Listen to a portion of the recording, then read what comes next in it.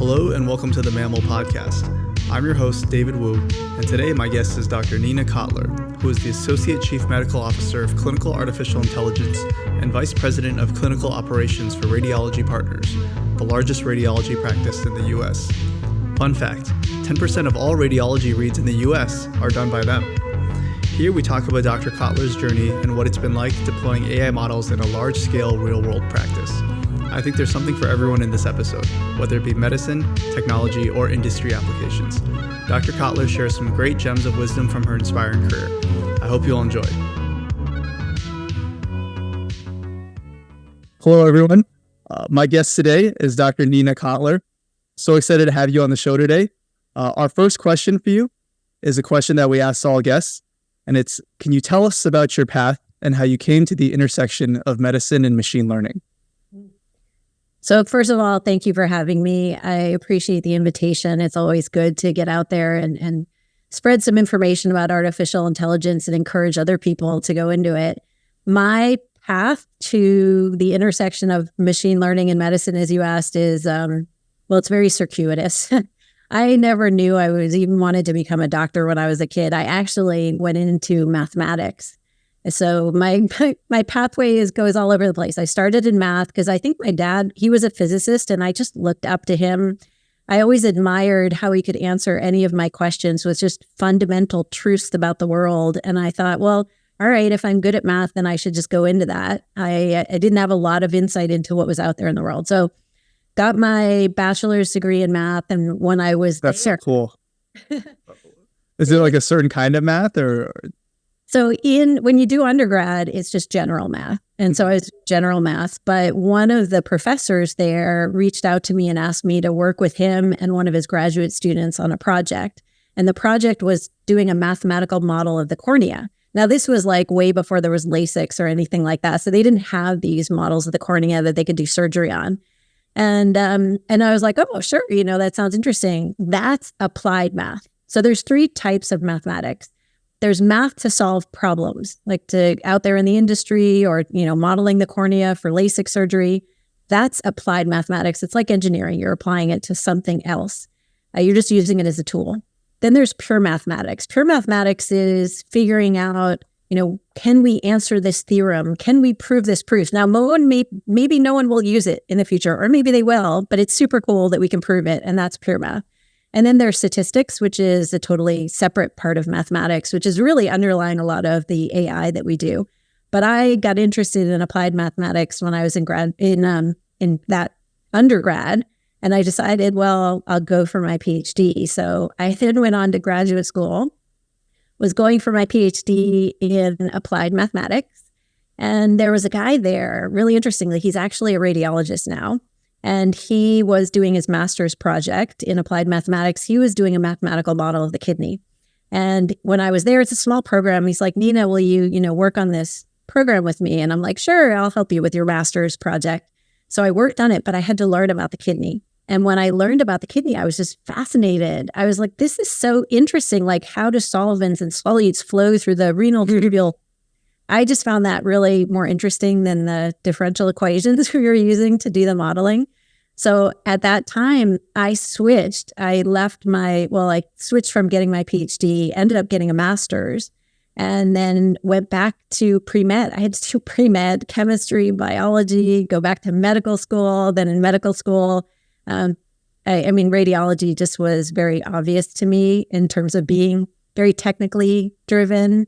And it was a lot like applied math. It's using technology to answer other questions. So went into radiology. And then from there, long story short, I ended up joining Radiology Partners as my second position. And because at the time it was it was startup. There were two co-founders, Rich Whitney and Anthony Gabriel, and they started the practice back in the end of 2012.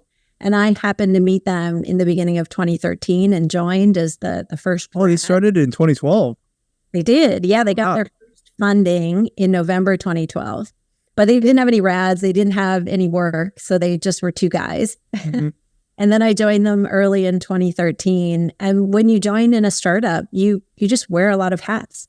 So I've done operations, I've done culture and leadership, I did clinical value team. And through all of that, I ended up getting involved just, I think, because I'm interested in technology. So there's a whole story behind it, but I ended up sort of doing some AI work through our clinical value team as we were trying to come up with these projects. And then they looked at me and said, Nina, you're doing this already. Why don't you drive our AI strategy? Wow. That is kind of full circle though, right? Because I feel like a lot of AI is math, linear algebra, and that, it's very mathy at heart, right? It is. And I think it's just about that scientific method of how do you use technology and apply it to a problem. And that's something that I've always been interested in. And the exact type of master's or the applied mathematics for my master's that I got was optimization theory. That's it. That's sort of AI, right? Like how do you you've got all these variables and there's no perfect answer. There's no 2 + 2 = 4. You have to estimate. So what's the best estimate you can make to kind of get your answer? And so it just, it's a little full circle, isn't it? That's pretty beautiful. Wow. Because I feel like a lot of the, from my basic understanding of AI, you have like those earlier methods like gradient descent or like optimizing these loss functions. And I feel like that's very much like what you're talking about with the optimization in your PhD. Yeah. But I will tell you, for anyone out there that doesn't have a graduate degree in applied mathematics or something else, it doesn't matter. It's totally fine. I think what I have been good at in my career is being a translator. I'm translating between the computer language that the data scientists and engineers speak and the clinical language that the clinicians speak. They don't speak the same language and they're not in the same world. And so we need more translators. And translators don't need to know everything that's happening behind a model or everything that's happening in every component of radiology.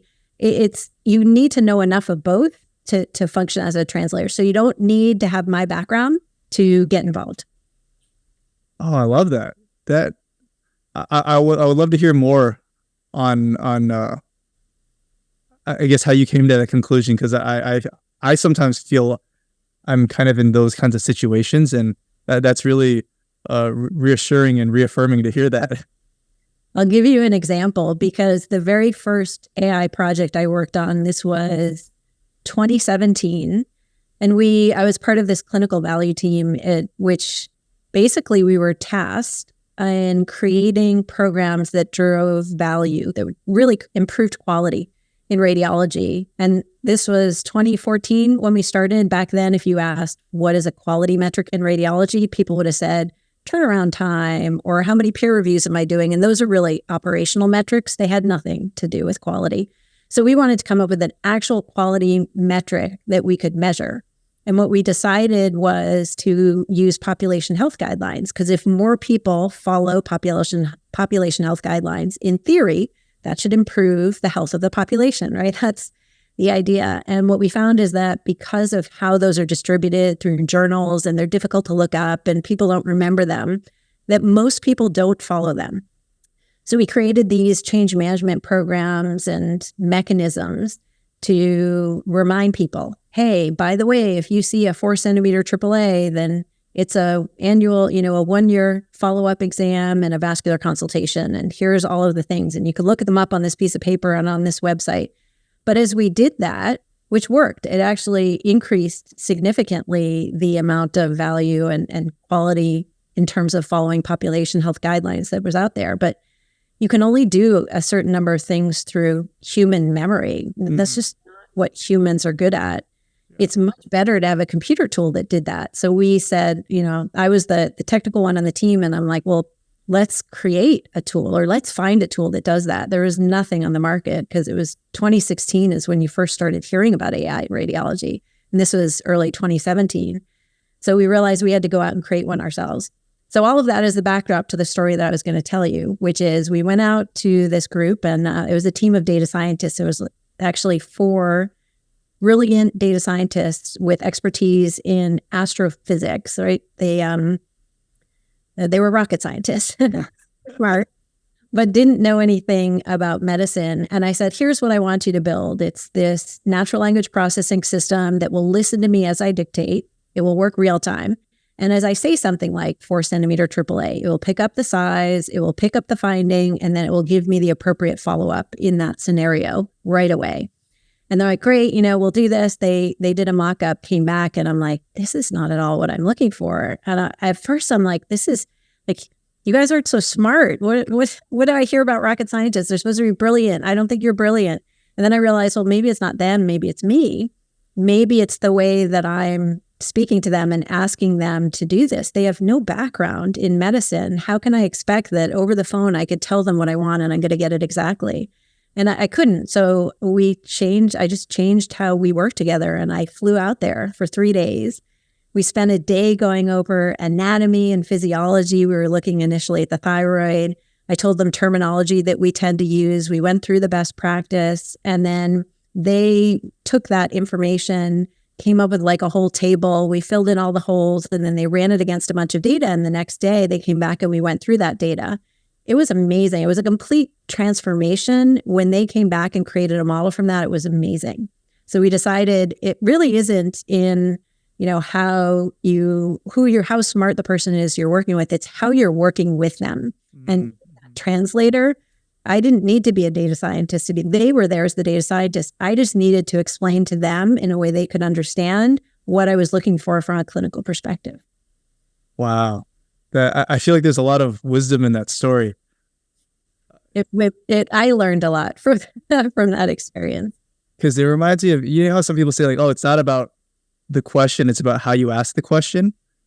And with this whole prompting craze with large language models, I think a lot of people are saying, oh, like it's just as important how you prompt the model itself and how you, or how you work with a teammate, and that like how you ask them, what you have in mind. Yeah. Analogy, because you're right, with ChatGPT, for all the people that use that, the prompt engineering and what you write does develop or it will give you a good output or a bad output depending on what you write. And we found that to be true in working with people. So that's why I say this translation role is a role that a lot of people can fill, and you don't need to have a background in applied mathematics to do it. You just need to be a communicator that can speak a few different languages. I'm curious, kind of zooming out for a second, with Radiology Partners, the practice, did it start out as like two radiologists came together to say, hey, let's start a private practice and then kind of implement these new technologies, or like what's the story of Radiology Partners? Yeah, surprisingly, it was actually two non-radiologists, both Rich and Anthony. Anthony is a physician, but he was a critical care physician. So he was like the physician that was ordering the test. He was our referring doc. And Rich had been in healthcare his entire career, mostly on the financial side. But both of them had worked in DaVita, and DaVita is a healthcare organization that is in the dialysis industry. And what DaVita does really well is they did this in dialysis, is they consolidated all of the individual dialysis centers that were all doing things in different ways. They took them all together and said, let's create the best of what all of you all are doing. And let's measure to make sure that we're doing that to improve patient care in dialysis. And so they were able to decrease the amount of infections that people were getting through the catheters that they were using, the temporary catheters, and they improved significantly outcomes. And Rich and Anthony worked there for a while. They also had a really great culture. So when they came from there, they thought, radiology is in a very similar place. At the time, the average practice size was 9 radiologists.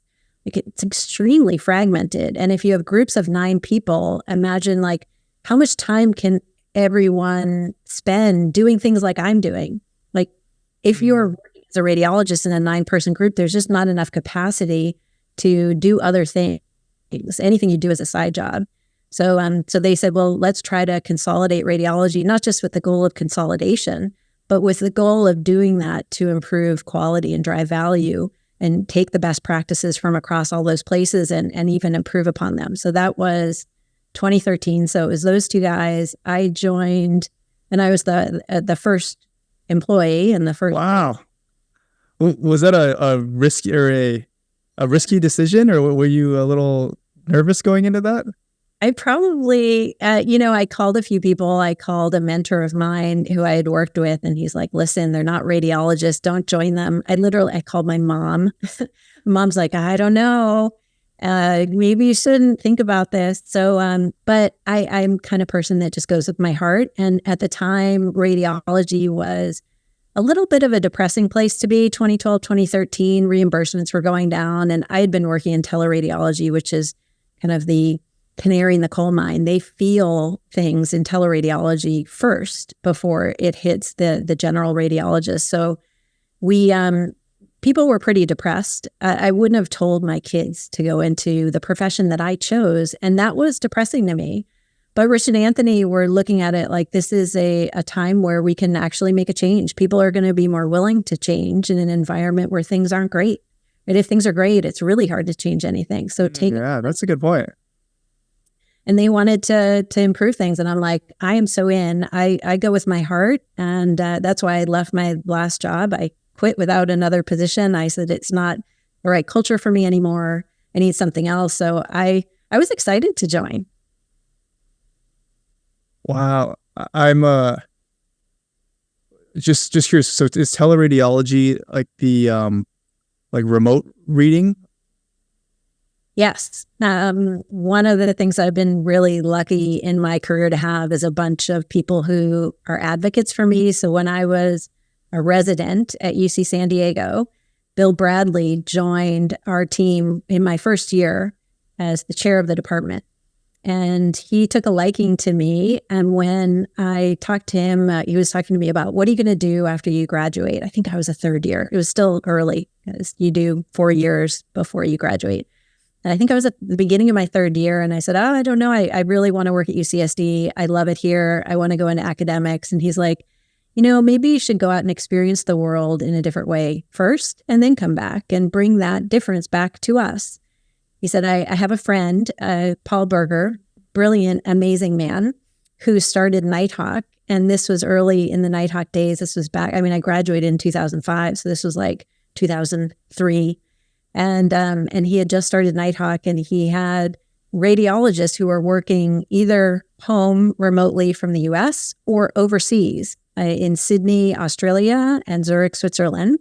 And then you could read the exams as a preliminary that were done in the US during the daytime. It was very easy in Australia or Zurich to read those overnight, and it was daytime for us. And I'm like, that is such a fascinating idea. And it was very tech savvy.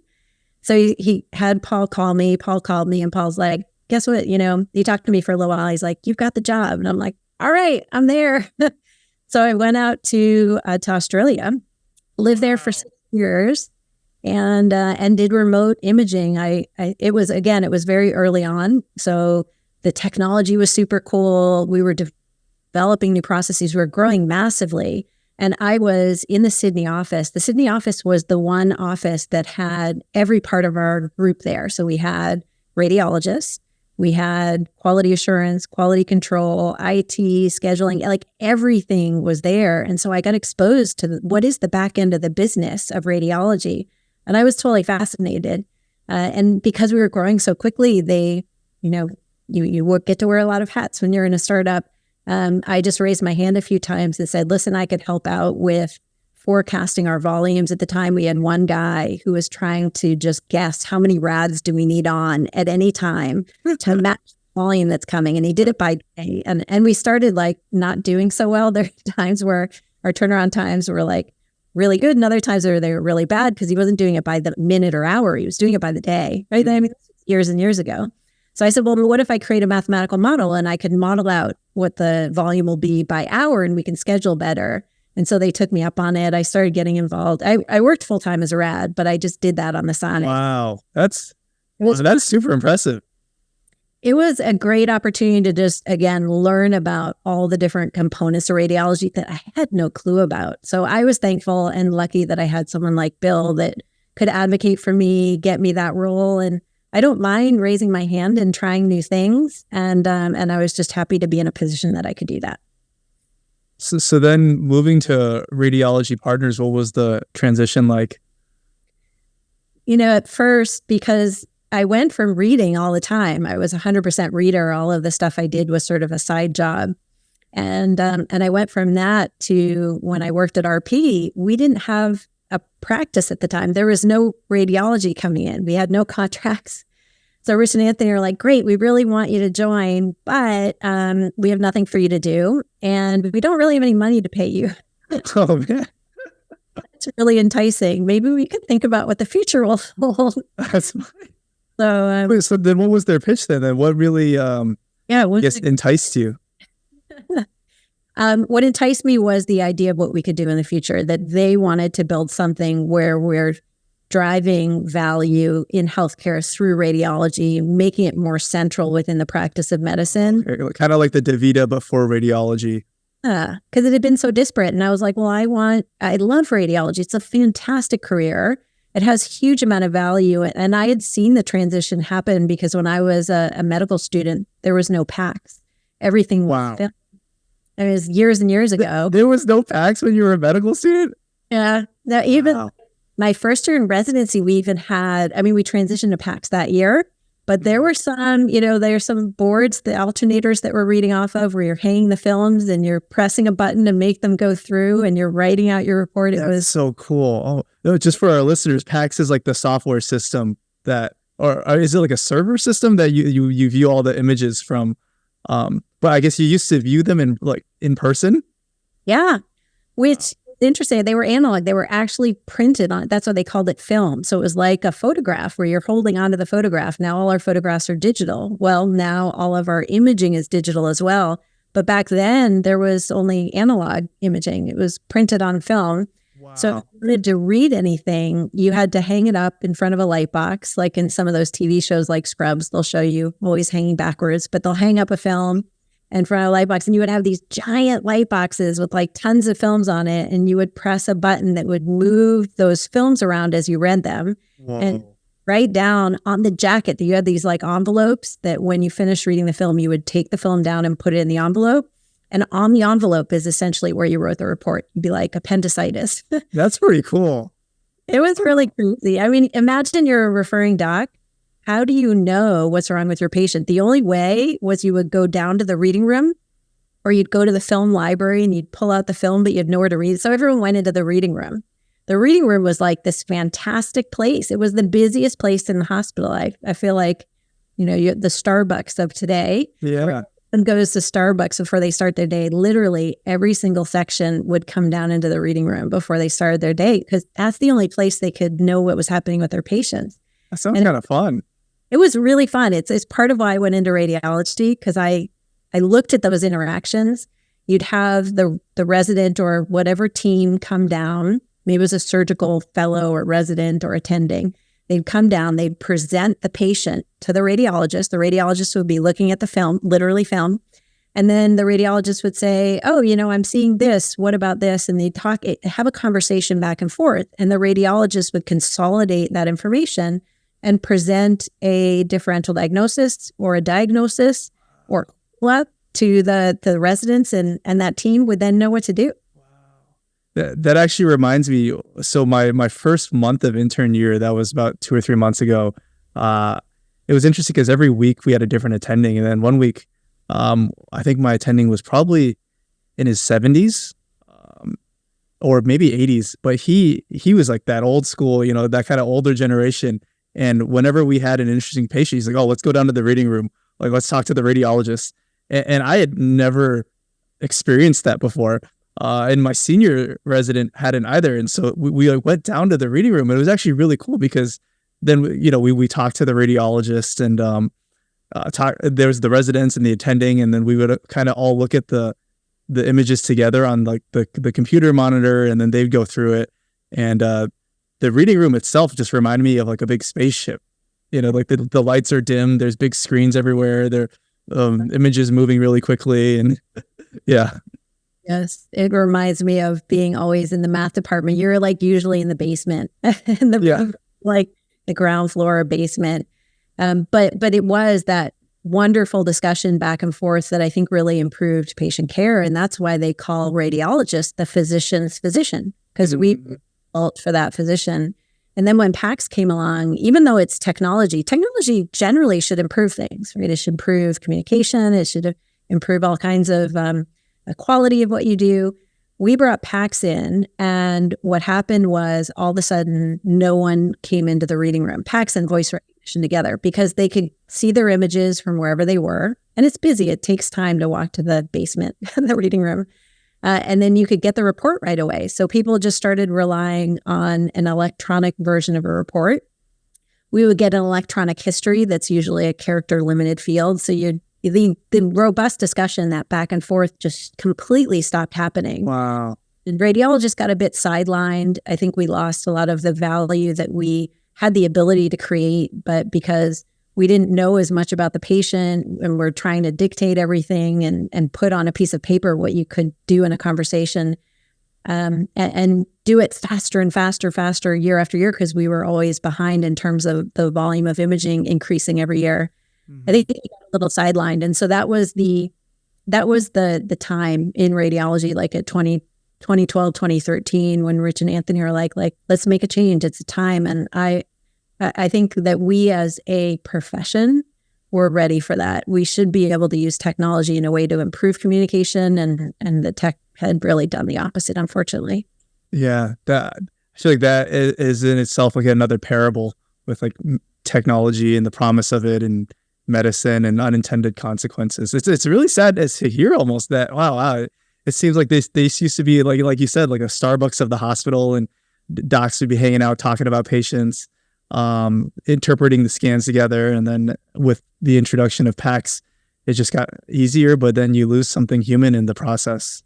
It's kind of a little bit about how I see things evolving. And even with my kids, it was great during COVID when they could communicate with each other through their video games. They were talking to each other in video games. So I'm like, oh, great. You can't see each other in person, but at least they're communicating.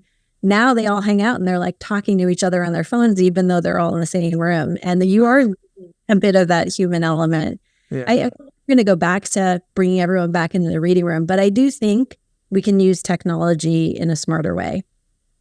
I want to hear more about Radiology Partners and kind of with this mission. What was the journey like from 2012, 2013 until now? It has been a crazy road, or a crazy ride, because we now have, like 3,600 radiologists. We do 10% of all of the imaging done in the entire United States. Wow. Which is astounding. Wow. I think we're probably an order of magnitude bigger than any other practice. And we're doing it in a way where we're still maintaining our mission. We've always been mission and culture driven, because as you grow, it's really easy to lose your culture and what you're trying to accomplish. And you need a way to do that. So we've always had a really strong mission and culture. Our mission is to transform radiology, which is still front and center about what I think about every day. How do I apply technology to transform what we're doing for the better of patients and for the profession, for healthcare overall? And so it's been nuts.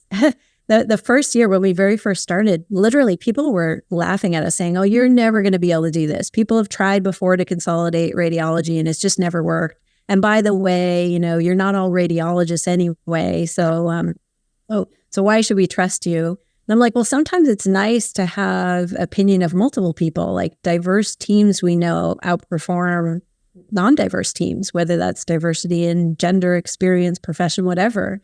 And the idea of trying to do it for a reason of, we're doing it for a reason of improving patient care and improving a profession, trying to decrease costs, but also do it at the same time of increasing the quality of what we're doing. Like, that's a really tough and lofty mission. And if you try for those hard things and you're not doing it just to be a business and make money, it's why we don't call ourselves a company. Like, we're not a company.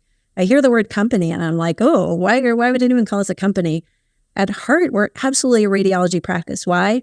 Because practices are there to take care of patients. And that's why we're there. I think the one of the keys and what differentiated us, number one, was timing, and technology was finally able to help manage read across multiple locations more seamlessly. But also the way that we did it, and this is very much Rich and Anthony's sort of how they thought about us as a practice is we may have a central location. I'm centrally thinking about what to do about AI, but radiology is practiced locally. You can't have a central division that tells everyone what to do in radiology. Like, that's not how we developed ourselves. We developed ourselves by saying we are one practice, but we're led locally. So the local practices still run their practice. They know how to run radiology really well. Let's support them. Let's bring them tools. Let's take away some of the administrative work they have to do. Give them data about things so they can make sure they're doing things well, but not change how they are driving value and improving the care and having relationships with patients and physicians and things like that. So that was the beginning. Then we went through this massive growth phase where we were doubling in size every year. Wow. It's kind of like being on a crazy amusement park ride where you're just going on a roller coaster and you're trying to manage things and you're putting out fires, but it's like also super exciting and exhilarating. And now I think we're coming into another phase where we've grown a lot. There's no way to double in size again, just not possible. So now we have to concentrate more on operational excellence. When you do things really quickly to keep up with the scale, you don't do everything perfectly. It's just not possible. So let's go back. Let's make sure we have processes for things, that we iterate on how we do stuff to make sure that we're doing it in the best way that we can. Wow, that's great. And I'm curious how when did you become like the leader of the AI projects? So that was, I don't even remember the date. It was probably like in 2020. Like I said, I didn't even start thinking about AI until 2016 because that's when it first came out in radiology. And before that, I was running operations. I was learning about how to be a better leader and what does culture mean and how do you maintain that. And I was on our clinical value team, which was the one that was trying to figure out what kind of mechanisms can we come up with to drive and measure quality. So all of those things really had very little to do with AI. And in 2016, even before we created the RecOMD, the story I told you about the data science, working with the data scientists, Anthony, who was our COO at the time, he asked me a question. He said, "Nina, do you know the difference between the old-fashioned CAD, the kind that we had been using for breast imaging, and the new AI?" And I was like, "No, I don't." He's like, "Oh, well, I do." I don't think I've ever told him this story. So if he listens to this podcast, but I'm a very competitive person. And when he's like, "Well, I know how to do it," I'm like, "Well, I don't." I was like, "Oh, I'm going to learn then."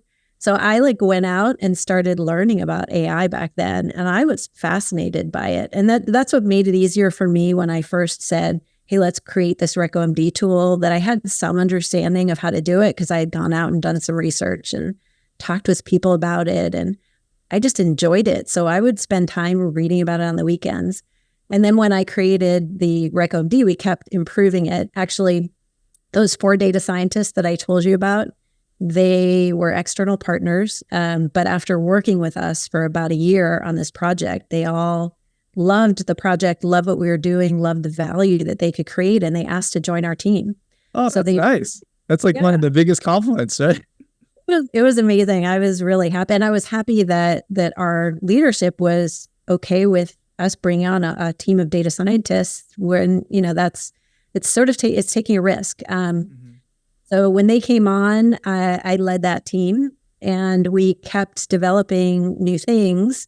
And then probably, maybe it was probably a year later. I don't remember if it was like 2020. So I'd been doing AI for a while. We decided that we were big enough as a practice that we should have people who are leading different areas. And our chief medical officer, Jay Bronner, amazing radiologist and human being, he left our practice to start a business. And And so he said, so we needed a physician leader. And he said, well, let's start with creating what we called the office of the CMO, where we would have a few leaders that would lead different arenas, because now this job for one CMO is massive. It would be really hard to replace him. Mm-hmm. So we did that, and they asked me to start leading AI. And when I did that, I transitioned to doing AI full time, as opposed to, let me do a little bit of culture, a little bit of leadership, a little bit of clinical. I just started doing AI, and I moved into our IT team. I still read, but I'm paid to think about and strategize about AI. In a given week, how would you? What's a week like? How much of it is spent reading? How much of it is spent strategizing with like the latest AI ideas? Yeah. It's funny because AI is still fairly new, right? It came out in 2016, but it's very immature still. So there's no handbook that tells you how to do anything. Yeah. It would be a lot easier if there were, but a lot less fun. So a lot of my job is in figuring out, how do we create best practices for all of these components? There's creating AI, there's evaluating AI, there's educating radiologists about AI, there's deploying AI, there's continuous monitoring, like all of these components. There's no best practice that tells you what to do. So a lot of my week is spent thinking about that life cycle and how we can start creating these best practices. I think it's how you and I met, because I was talking about at Stanford in May, talking about the best practice that we created through one of the brilliant radiologists on my team, Jason Poff, who said, he's an engineer and a radiologist and very procedural, really smart guy. He's like, he came up with this 5-step method that we were actually doing, but he put it in terms of how do you evaluate an AI model. So I spend a lot of my time doing that. That's most of my job. I still read because it's not like how I'm paid, but it's important, I think, to me to make sure this is still my profession. And I think it was right for me to be creating or deploying AI without actually using it. So reading is a part of what I do. And then the third piece, which has become larger and larger now, is about education, getting the word out there. I mean, I'm lucky to have been given the opportunity to spend 100% of my time thinking about, talking about, deploying and getting experience with artificial intelligence. And I feel it's a passion of mine, but I also feel like it is an ethical responsibility of mine to share that knowledge, because we as a community in radiology and in healthcare, it's really important for clinicians to lead where we go in AI, and we're not going to be able to lead it if we don't know about it. Yeah. Sharing that information is the other half of my job, I guess. Do you have a favorite example story which kind of spans the whole life cycle from coming up with the idea to deploying it, evaluating it, and then using it in practice? It's funny because a lot of the AI, as it's gotten developed, it's been developed in very small segments. That's why they call it narrow AI. And it's only starting to, and we're not even there yet, like be able to connect some of the dots. So I'll give you an example. I'm still waiting for this to totally happen, but I can tell you about it now. All right, RecMD was our first AI tool, and it would help us tell us what to do if we saw a pulmonary nodule, let's say, for instance. So now there are AI tools that will help you detect a pulmonary nodule, and it will measure it, quantify it, segment where it is, and give you a differential, kind of a diagnosis. How likely is this that it's malignancy? So you can have that piece of AI help do that component. Then we as a radiologist would look at that. We'd make changes. AI isn't always right. So you need a human in the loop. And then the AI would give an output based on that human AI interaction. Then it would get imported into your voice recognition system. Now, that doesn't always happen now. Sometimes you have to copy and paste, but there should be a way. Rads should not be dictating. It's a waste of our time. Then, wait. So what do you mean? If you look at if you break down all the things that a radiologist does just related to reading an exam, we do a whole bunch of other things, but just related to reading the exam, you're looking at images, you're detecting things, you're measuring them, you're thinking about what things go together, you're making a differential diagnosis in your head, the kinds of things that we would when the clinician was in the room and we'd be speaking to them about it. So we're still doing all those things. And then, or concurrently, we're dictating them into a microphone, and the report is getting generated as we dictate.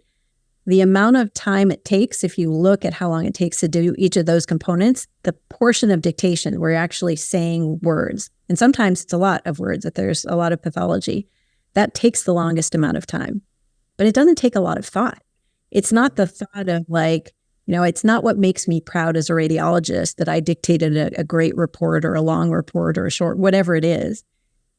I feel good as a radiologist about helping the clinician or helping the patient by finding something, giving a good differential, giving the right follow-up, making sure that patient is taken care of. That's what I feel good about.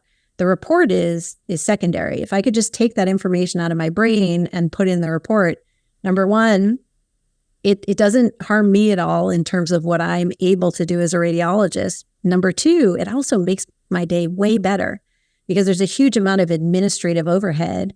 In dictating, it is tiring. You're talking literally all day, reading hundreds of, thousands and thousands of words.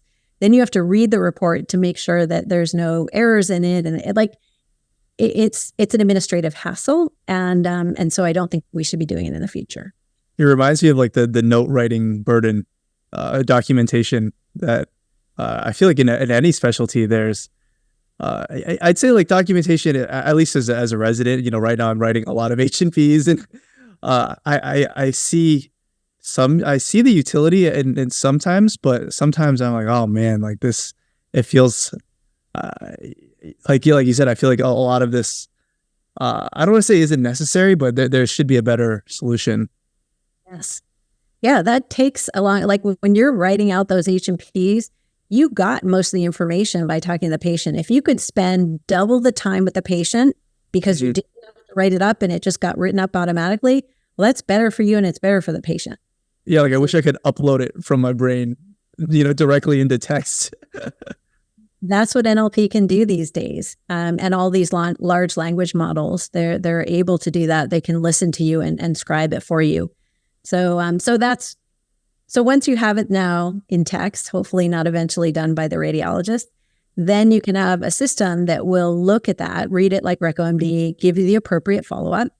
Then there's also follow-up systems, because what we may dictate, hey, you've got a lung nodule, you need to get a follow-up in 3 months just to see if this is growing, because we want to make sure if you catch lung cancer early, it's so much better in terms of outcome. So please get this follow-up. But how do you know they're going to get the follow-up? Well, there are systems now that help manage that to make sure that the patient is told about it, that they get reminders, that they can schedule it easy, that the physician can order that follow-up exam, and we can look to see, has that follow-up been done? And if it hasn't been done, get in touch with the patient, physician, et cetera, and make sure. So all of those pieces now together form a consolidated patient system that right now there's not one product that does it all, but we're starting to get to fill in all of those pieces. That's cool though. So from, I guess, at every step of the process, from the beginning, from getting the read all the way till following up with the patient afterwards, from what you said, there's narrow AI for almost each step of the way, would you say? For most of it. And then you imagine outside the radiology workflow, let's say that patient has lung cancer, how do you get that diagnosis and that patient into the oncology system, someone that is a pulmonary oncologist, so that you have to communicate that care over to another group. Then when they are doing the biopsy of the lung cancer and figuring out what the treatment is, well, AI can help there too. So, or even creating the drugs that are going to treat these lung cancers. AI can, or AI probably in combination with other technology like radiomics, I think will eventually take away our need to do interventional biopsies. We'll be able to use imaging to determine what is the makeup of that tumor in the future. So tons and tons of things that we can do here with tech. I'm curious for the narrow AI that you do use currently right now at Radiology Partners. If you're at liberty to disclose, is most of it written in-house, or do you use other like other companies like algorithms, or is it like a blend of both? We do a blend of both. We have, as a part of our practice, we have a company called VRAD, Virtual Radiologic. They are the largest teleradiology group that is out there. And because they've always done teleradiology, they focus mostly on emergent imaging. And they have massive, they've got like 10 million exams or something like that they do a year. And they have been following patients and keeping track of their exams for years and years. They have a huge amount of emergency data as a data set. And with that, you can create really great AI. So they've created quite a few AI models, like in the tens, maybe 20 different AI models. And they use them for triage, so to move a study up on the work list if there's a positive finding, and they use it for quality assurance to sort of do as an overread if the rad misses something, just to let the rad know so that the patient can get taken care of. And those are run in the background because they are not FDA cleared, but they are starting to go through FDA clearance with those. And once they go through FDA clearance, we will deploy them across our larger Radiology Partners practice. Most of our practice is on-site, not teleradiology, so that represents a good portion of ours. And then I told you RecOMD, we created that one, and that's deployed probably to over 2,000 radiologists now. Wow. But the rest of the AI that we're currently using is partner groups, or groups that we're buying AI from. Most of them are ones that we've partnered with.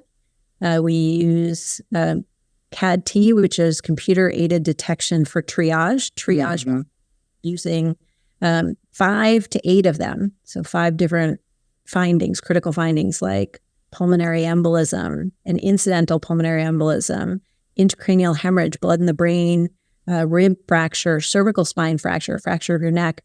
Those are deployed out across, I think, like 17 million annual exams right now. So we have a bunch of those out.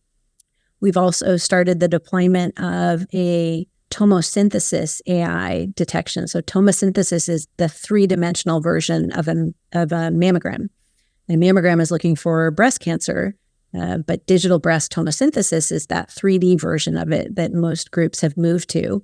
And we have an AI model that is deployed at one of our practices we're testing out to make sure the quality is good enough to look for breast cancer, to try and determine if what the likelihood of a lesion is of being breast cancer, and to evaluate breast density, because the denser the breast, the more breast tissue, the higher risk there is for breast cancer.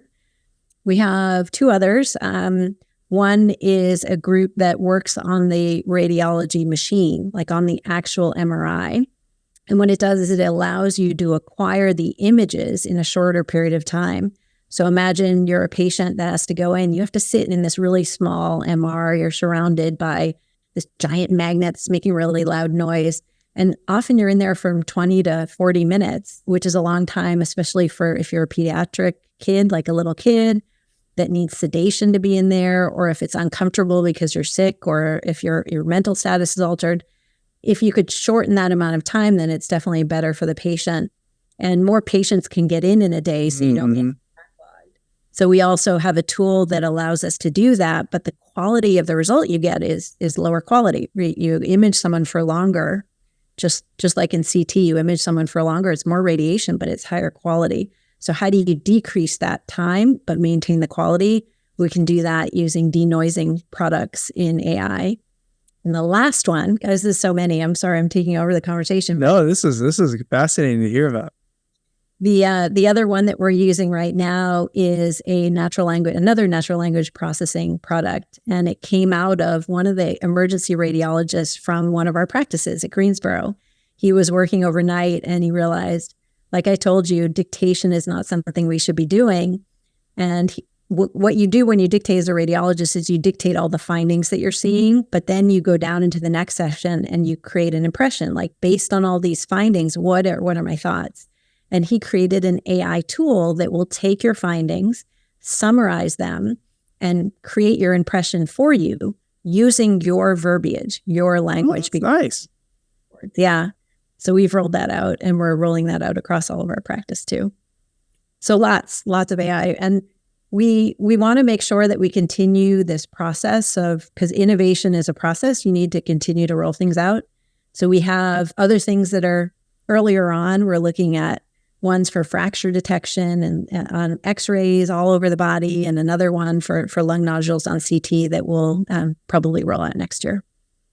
What are your thoughts on when to deploy versus when not to deploy? Like, has there ever been a question on, oh, maybe we shouldn't deploy this? And in addition to that, like, has it been kind of scary, or like, was it scary to deploy a model to say like, oh, like, will this work or not? Or yeah, the FDA evaluates most AI, anything that's going to affect patient care. So most AI goes through an FDA evaluation, and it has to get cleared or approved. However, the way that the FDA is doing it, they're evaluating it in general. They can't possibly evaluate it on every single group's data. So I look at the results from the FDA, but that doesn't mean that's going to translate to my patients. And that's what's funny about AI. Like, if you took a radiologist and said, okay, radiologist, Dr. Jones, I want you to move, to another site down the street who has different protocols, and they read a little differently. They use a different amount of contrast when they do it. But I want you to read their studies for a day. That rad could easily go from one hospital to another and read the exams, even if they're different. But if you put an AI that was trained on the first hospital and said, interpret the exams at the second hospital, it would do awfully. It would do very poorly. And that's a problem called fragility, a lack of generalizability. And so you can't assume that because... I like that term. That's good. It's a good one. And it's important because we often think that AI, if we don't know it, we think, well, maybe it thinks like humans or works like humans, and it really doesn't. So you have to understand where its limitations are, and this is definitely one of them. So before we go live with any AI, we do 3 kinds of evaluation. One is a clinical evaluation. So we're evaluating the accuracy of the AI on our data and in our workflow. And that tells us a lot. That's that 5-step process that I talked about before. So we have a best practice on it, and we've been using that now for probably a year and a half. And it does help differentiate between different models. We do head-to-heads too from when there's more than one option for vendors. But there's been one that we have chosen not to roll out because even though it was FDA cleared, it didn't pass our clinical clearance. That's one of them, is clinical. The second hurdle is actually a really big one that people probably don't think as much about, and it's a technical hurdle. The vendors will say, oh yeah, we can integrate anywhere. Well, AI requires data. You need to send the images to the AI, and then the AI has to send the results back. So there's integration on the front end, and there's integration on the back end. And while the vendors may say, yeah, we have no problem, we can integrate everywhere, we've done all before, when you actually go to do that, especially at our volumes, we found that most vendors fail. You need this to happen at such a fast turnaround time, because by the time we send the data to the AI, it's probably going to be close to being on the radiologist work list. And if the rad opens the study 5 minutes later, we need the result to be back in to the rad by that time. Or if they open the result 30 seconds later, you need a very fast turnaround time, and you need this to happen at scale. It's actually quite a difficult problem. And most AI vendors, they're really good at creating AI tools, but you need an engineering team that understands how to engineer things and move data around. And that's not something that a lot of people we found had experience with. So technical evaluation is something that can differentiate. And then the third is a business evaluation. It's fairly early on, so we have been choosing to partner with people as opposed to just buying their product, but working together because partners help each other. And there's going to be problems that you're going to run into because we're so early in doing things that it's nice to have a partner. But also you want to see if you can choose someone that has a similar mission to you, has similar values. They're looking to do the same thing. They care about you as a clinician and your input. And you want one that is going to be around in the long term. There's a lot of AI vendors out there that don't have, they're spending a lot of money and they're not making a lot of money. So how do you know who's going to be around? If you look at the Gartner hype cycle, we're in the third of curve that's coming down, right? Yeah. Validation. So you have to be careful about who you choose because you don't want to have to keep changing your choice. Oh, this is fascinating. This is great to hear about this is the AI in practice. Yeah. I think that's one of the things I've been really fortunate to do is a lot of people talk about AI and there's a lot of really good information out there, but much of it is research related. So it's not as practical because it's in theory, how would you use it? But it's not being used at a massive scale with radiologists who, some of which don't like change, and others who love technology and embrace it, and others who are in between, and how you manage all of that. And all of the variability that we have in our data now, it's just very different when you move from the laboratory into real practice. Yeah. This is one of our closing questions that we ask all guests. I was wondering, or I guess for you, I'll tailor it more specifically. What do you think the future of AI in radiology will look like in 10 to 20 years? So that's a super hard question. I'm glad you asked it because I always like to think about these things, but AI is changing so quickly, like literally week to week. There's massive changes that imagining what's going to happen in 10 or 20 years is really hard. But with that said, I'm going to answer your question. Part of my answer will be what I said to you before. I don't think radiologists will be dictating cases in the future. I do think we'll be reviewing them because what we found, at least in all of our research and implementation, is that when you combine the radiologist with the AI, that together they do better than either one alone. And if you are not just looking at cutting costs, but you're looking at increasing quality, you have to take advantage of that. So augmentation, I think, is a much smarter way rather than talking about any kind of replacement. So I do think we'll be looking at images, but I think we're going to be looking at more data than just images. Right now, as a radiologist, we interpret the data in front of us. That data is kind of morphologic data, meaning you're looking at anatomy and you're trying to glean from the anatomy what looks wrong. So you see a mass in the liver, and that doesn't look like a normal liver. There's something there. That's morphologic imaging. We have a little bit of physiologic imaging that we're doing, meaning we're trying to figure out based on how that tumor or pathology takes up contrast or how it works. You have a little bit of that from imaging, right? Because it's enhancing with contrast. Yeah. Nuclear medicine, you're seeing how things are moving. But generally, a lot of radiology is morphologic. So it's a wonderful field, but we still have so much more data out there that is going to come into the system. So think about genomics, radiomics, molecular imaging, proteomics. Like there's so much more data and sciences out there that's providing us information that's more than what we know now. And the question is, who's going to take all of that information and contextualize it, provide back to the patient or the referring clinician to create a summary and a follow-up? It's always been the role of the radiologist. So I see that being our role in the future.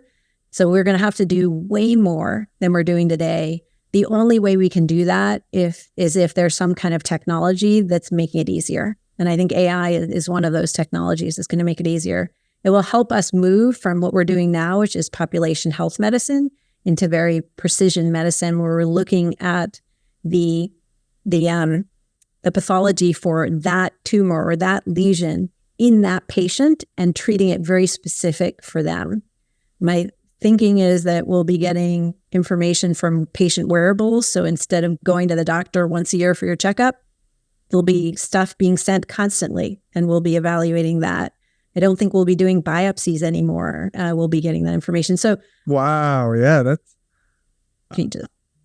I like it's making me very optimistic for the future, because I feel like sometimes it's very easy to get a little cynical or to be a little, oh man, like AI is going to take over. No. But I really like your take on that. It feels almost like we're at the tip of an iceberg, and with technology, we'll be able to see so much more and just do so much more. And I really like that. Yes, as technology improves, things always get less invasive and smaller and cheaper. And faster.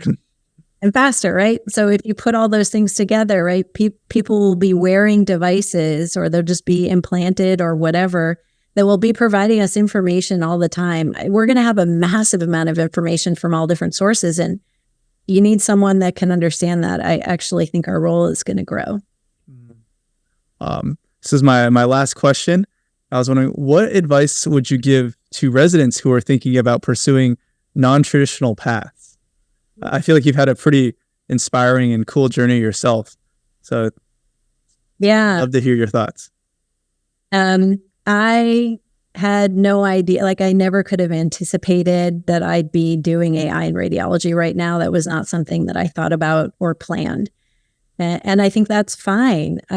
We don't have to plan out our lives when we're really young. We can take all different kinds of courses and paths, and we're going to get somewhere. I think what I would say is just be open to trying new things and moving to areas that you're passionate about. Try to work with a group that lets you do that. If you're stuck in a role and no one's letting you change and you want to grow, it's time to leave. Go somewhere else.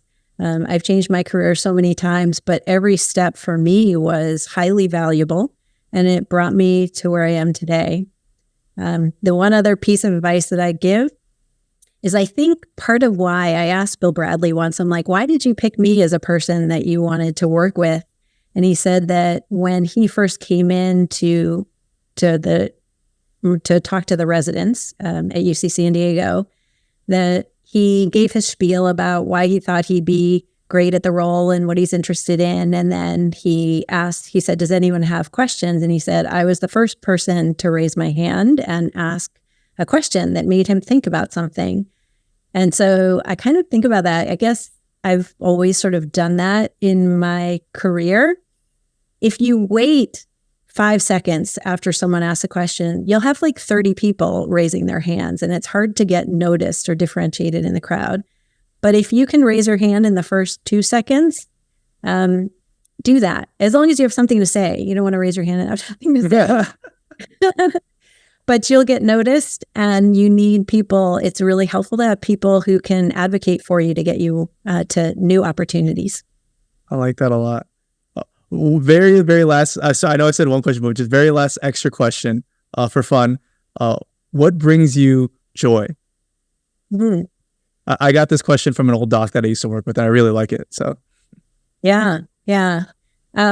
The things that bring me joy, I have just this massive passion for learning and attaining knowledge, and it doesn't matter what it's about. And I think maybe that came in part from my dad, who was the physicist and just could explain anything. And I thought that's so amazing.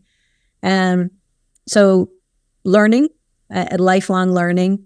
I love innovation and the idea that you could wear multiple hats and do many things and be responsible for things and actually make a difference in the lives of people. Those things bring me joy. And of course, my family couldn't do any of this. Wonderful husband and 2 wonderful boys. Oh, that's great. Thank you so much for coming on to our show, Dr. Kottler. It was very, very inspiring. You're very welcome. It was fun to chat with you.